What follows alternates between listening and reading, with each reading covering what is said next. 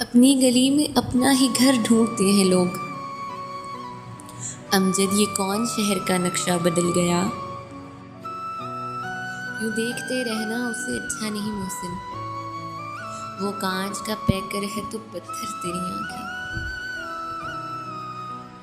آپ کی آنکھ سے گہرا ہے میری روح کا زخم، آپ کیا سوچ سکیں گے میری تنہائی کو۔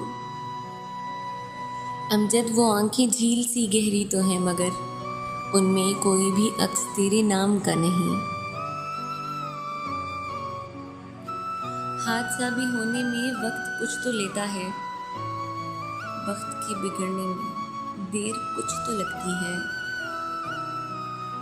لکھا تھا ایک تختی پر کوئی بھی پھول مت توڑے، مگر آندھی تو ان پڑھ تھی، سو جب وہ باغ سے گزری کوئی اکھڑا کوئی ٹوٹا، خزاں کے آخری دن تھے۔